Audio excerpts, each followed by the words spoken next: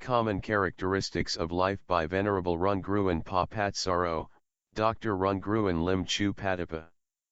In Buddhism, after having a comprehensive study on life, we can conclude that a life is composed of elements as parts of nature with three common characteristics, that is, impermanent, deteriorating, and no self.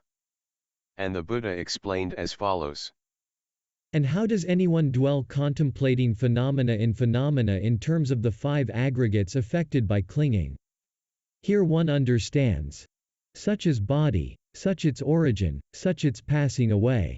Such is feeling, such its origin, such its passing away.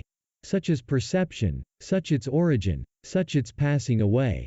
Such are the volitional formations, such their origin, such their passing away. Such is consciousness, such its origin, such its passing away. That is how anyone dwells contemplating phenomena in terms of the five aggregates subject to clinging. In this case we can see that each of the object of consciousness of the five aggregates subject to cling arises and ceases, and it leads to the conclusion that the five aggregates subject to cling is impermanent, deteriorating as well. Especially for the part of being no self of the five aggregates subject to cling, the Buddha explained to his students as follows. Venerable Sir, how should one know and cease that, in regard to this body with consciousness and in regard to all external signs, I-making, mind-making, and the underlying tendency to conceit no longer occur within? Any kind of form whatsoever, monk, whether past, future, or present, internal or external, gross or subtle, inferior or superior, far or near. One sees all form as it really is with correct wisdom thus. This is not mine. This I am not. This is not myself. Any kind of feeling whatsoever.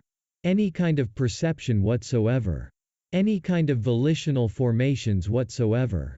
Any kind of consciousness whatsoever, whether past, future, or present, internal or external, gross or subtle, inferior or superior, far or near. One sees all consciousness as it really is with correct wisdom thus. This is not mine. This I am not. This is not myself.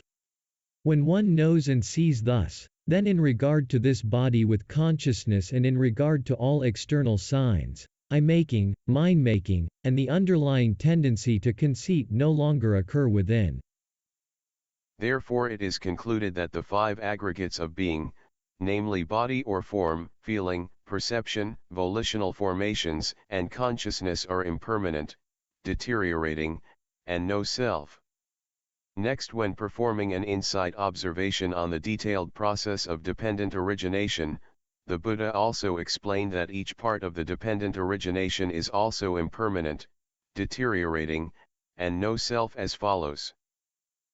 Each part of dependent origination, namely ignorance, volitional formations, consciousness, name and form, six sense bases, contact, feeling, craving, clinging, existence, birth, aging and death is impermanent, conditioned, dependently arisen, subject to destruction, vanishing, fading away, and cessation.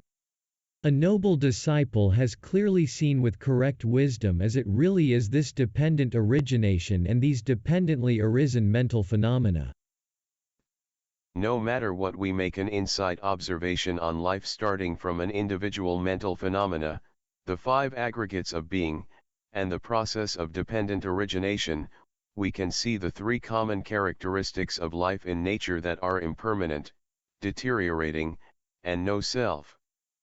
The result of this investigation also apply not only an individual being, but also all beings in the world share these three common characteristics of life in nature as well. Therefore, we can conclude that the world is impermanent, deteriorating, and no self.